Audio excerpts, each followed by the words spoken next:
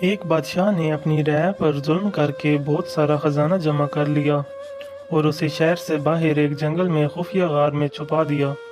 غار کے دروازے کی دو چابیاں تھیں، ایک بادشاہ کے پاس اور دوسرے اس کے وزیر کے پاس تھی۔ ان دو کے علاوہ کسی کو بھی اس غار کا پتہ نہیں تھا۔ ایک دن صبح کے وقت بادشاہ خزانہ دیکھنے کے لیے غار کی طرف گیا اور دروازہ کھول کر اندر داخل ہو گیا۔ خزانہ کمروں میں چاول اور گندم کے انبار کی طرح بکھرا پڑا تھا، ہیرے اور جواہرات الماری میں سجے ہوئے تھے۔ بادشاہ اس خزانے کو دیکھ کر بہت خوش ہوا، لیکن آتے وقت بادشاہ غار کا دروازہ ہی بند کرنا بھول گیا تھا۔ اسی وقت وزیر کا اس غار کی طرف سے گزر ہوا۔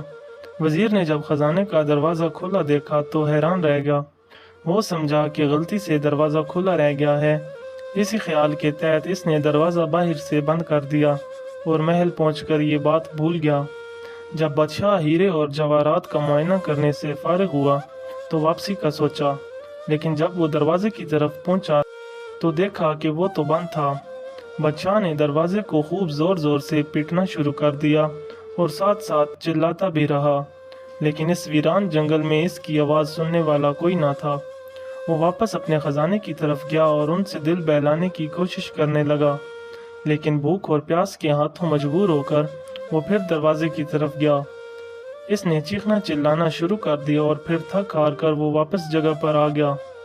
بھوک اور پیاس کی شدت اتنی بڑھ گئی تھی کہ آخر وہ ہیروں سے بھیک مانگنے لگا، اے قیمتی پتھر، مجھے ایک وقت کا کھانا دے دو۔ اسے ایسا لگا کہ جیسے وہ ہیرے اس کی سادگی پر زور زور سے ہنس رہے ہوں۔ اس نے ایک ہیرا اٹھایا اور زور سے دیوار پر مارا، پھر موتیوں سے اپنی فریاد کرنے لگا، اے قیمتی موتیوں، مجھے ایک گلاس پانی دے دو۔